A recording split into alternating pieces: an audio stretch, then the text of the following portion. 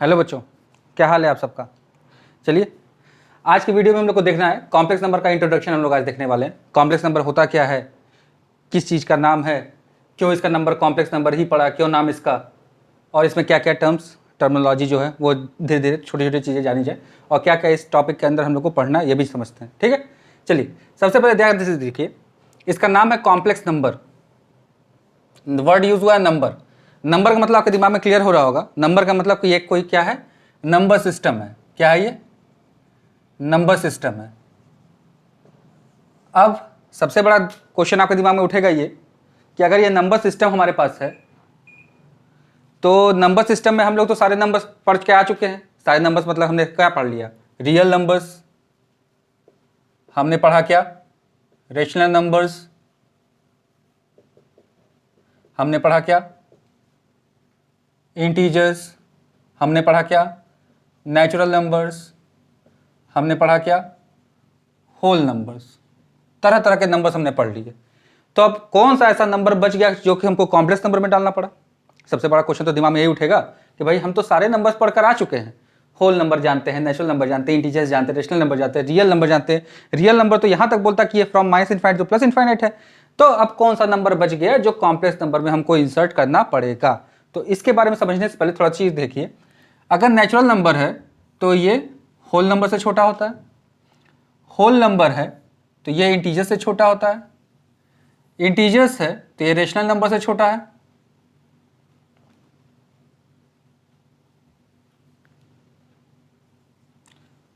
Rational number है तो ये रियल नंबर से छोटा है, और जो रियल नंबर है ये कॉम्प्लेक्स नंबर से छोटा है।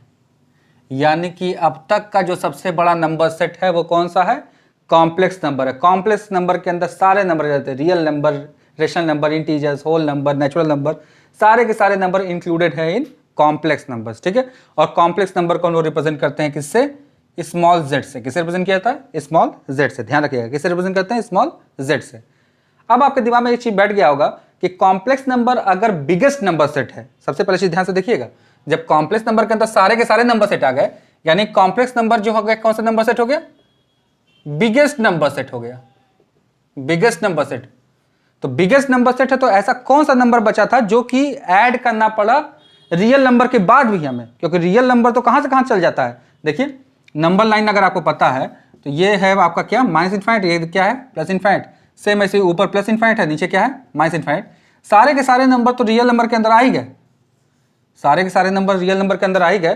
तब अब कौन सा नंबर बचा जो हमको प्रॉब्लम क्रिएट कर रहा था, जिसके लिए हमको कौन सा नंबर बनाना पड़ा, कॉम्प्लेक्स नंबर नाम का एक नया नंबर सिस्टम जनरेट करना पड़ा। तो इसके लिए जानने के लिए सबसे पहले देखिए कुछ एग्जांपल्स में लेता हूं। आपको लास्ट ईयर तक जो आप क्लास 10 तक पढ़कर आए हैं तो आप लोग को बताया गया था कि equation, quadratic equation, a x square plus b x plus c equals to 0। D आप निकालते थे, डी आता था बी स्क्वायर माइनस 4ac। आप कहते थे जब b square minus 4ac less than 0 होगा तो आप बोलते थे क्या होगा, roots are imaginary.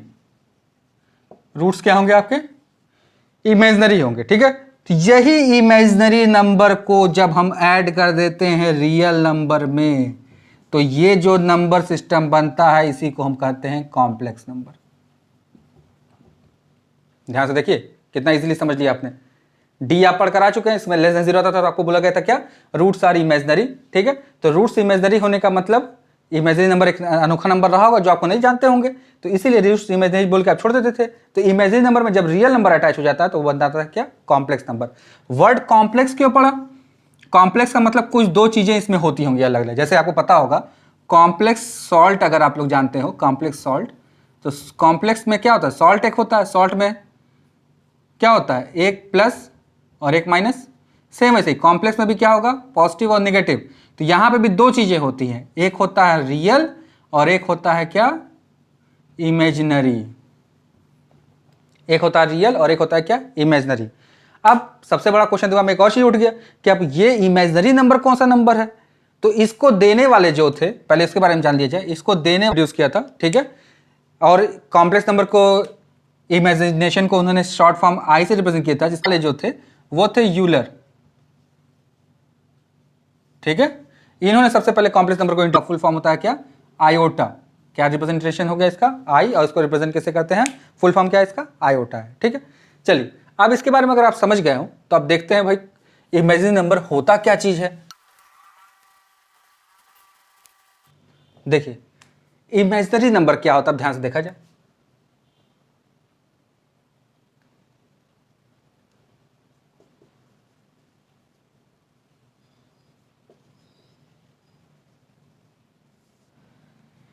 Imaginary number ये एक इमेजिनेशन से उत्पन्न हुआ है, इमेजिनेशन वर्ड से। ठीक है, तो इमेजिनरी नंबर होता क्या, ध्यान से देखिए।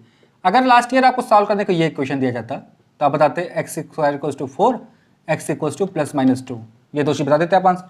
ठीक है, लेकिन अगर सेम एक क्वेश्चन आपको ये दिया था एक्स स्क्वायर +4 इक्वल्स टू 0, तो आप एक्स स्क्वायर इक्वल्स टू -4 लिखते, फिर आप लिख देते क्या, नो रियल सोल्यूशन।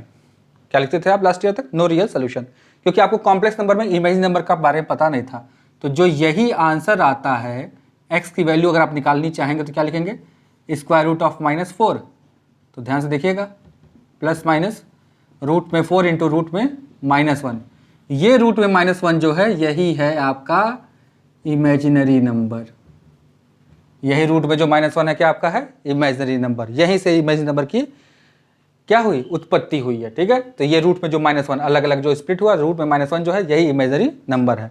इसी रूट में -1 को हमने रिप्रेजेंट कर दिया है किससे, स्मॉल आई से। किससे रिप्रेजेंट कर दिया, स्मॉल आई से, जिसका फुल फॉर्म होता है क्या, आयोटा। इसका फुल फॉर्म क्या होता है, आयोटा। ठीक है, अब यहां पर आई अगर आपको पता चल गया कि इमेजिनरी नंबर होता है तो इसके कुछ पावर्स हो सकते हैं, पावर्स ऑफ आई आप निकाल सकते हैं। छोटा छोटा कुछ चीजें हम लोग समझ लेते हैं आज।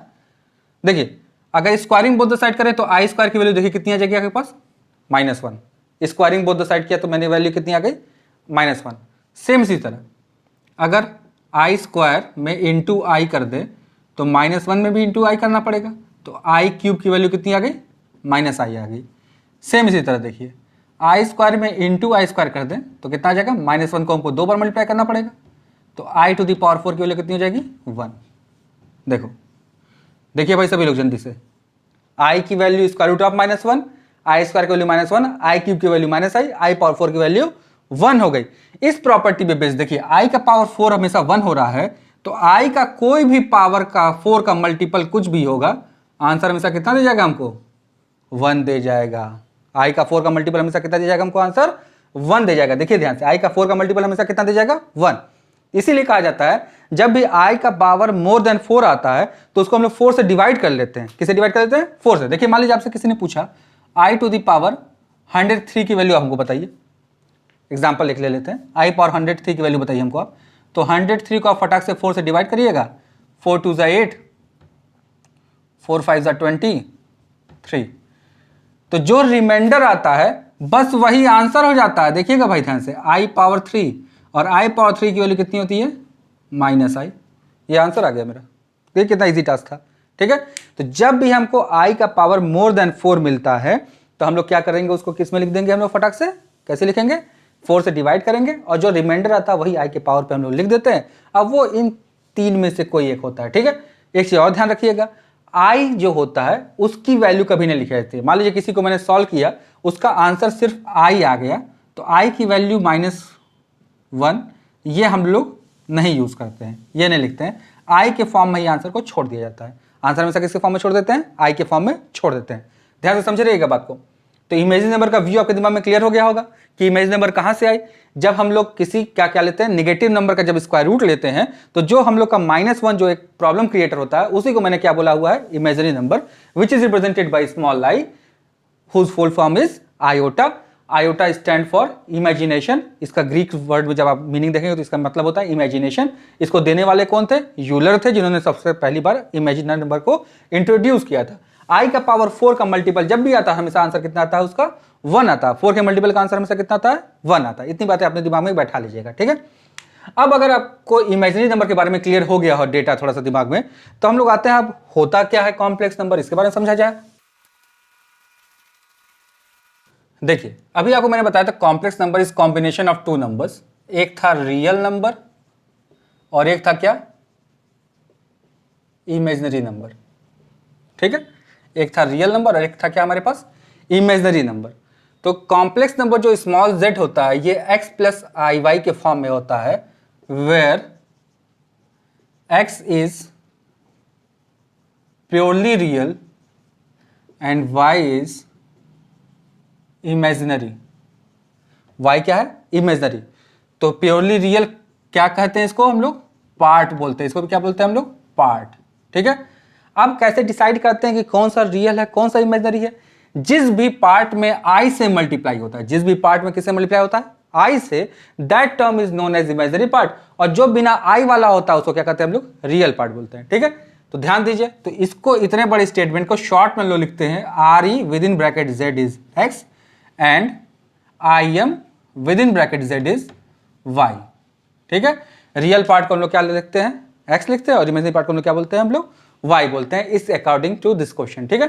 अच्छा, और चीज ध्यान रहे, ये कंसिडरेशन किससे होता है? विथ साइन किया जाता है। किससे किया जाता है? साइन के साथ किया जाता है। तो साइन का मतलब क्या है? मान लीजिए z इक्वल टू हमारे पास मिल गया minus x plus i Y, तो रियल पार्ट ऑफ z क्या हो जाएगा आपका? माइनस एक्स, और इमेजिनरी पार्ट ऑफ z क्या हो जाएगा मेरा? सिर्फ y। ठीक है। ये चीज अपने दिमाग में बैठा रहिएगा कि रियल पार्ट और इमेजिनरी पार्ट को कैसे लेते हैं? विद साइन लिया जाता है, साइन के साथ कंसिडरेशन किया जाता है रियल पार्ट और इमेजिनरी पार्ट का। ठीक है। अब देखिए, अब आप कहेंगे कैसे आप इसमें बोले थे कि रियल नंबर इंक्लूडेड है। देखिए, इफ y इज 0, अगर इसी क्वेश्चन में y की वैल्यू क्या डाल दूं? 0 डाल दूं, तो देखिए क्या बन जाएगा? z इक्वल्स टू एक्स, और x क्या है? Purely real. देखिए ध्यान से। ठीक है। तो इसीलिए मैंने कहा था कि इसमें रियल नंबर पहले से क्या है? अटैच्ड होते हैं। रियल नंबर इसमें पहले से क्या है? अटैच्ड है। ठीक है। तो ये आपके कॉम्प्लेक्स नंबर के पास में ब्रीफिंग हो गई, कॉम्प्लेक्स नंबर में आपको क्या क्या चीजें होती हैं। ठीक है। क्यों कॉम्प्लेक्स नंबर आया, इमेजिनरी नंबर क्या होता है, ये जान गए हम लोग। ठीक है। अब इसमें क्या क्या टॉपिक्स हम लोग को पढ़ने हैं वो ध्यान से देख लेते हैं हम लोग। इसमें हम लोग को पढ़ना है सबसे पहली चीज कॉम्प्लेक्स नंबर का जो इंट्रोडक्शन है, और इसमें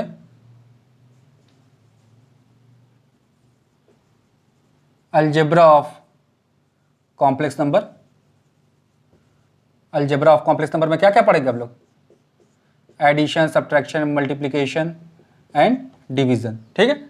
ये चीज़ हम लोग को पढ़ना अलजेब्रा में कि कॉम्प्लेक्स नंबर ऐड कैसे होते हैं, सब्ट्रैक्ट कैसे होते हैं, मल्टीप्लाई कैसे होते हैं, डिवाइड कैसे होते हैं। ठीक है। इसी में फिर हम लोग जब अलजेब्रा में जाएंगे तो अलजेब्रा में आगे हम लोग को मिलेगा क्या? मॉडुलस निकालना, फिर क्या निकालना? कॉन्जुगेट निकालना। ये सब टॉपिक हमारे पास आएंगे धीरे धीरे करके। ठीक है।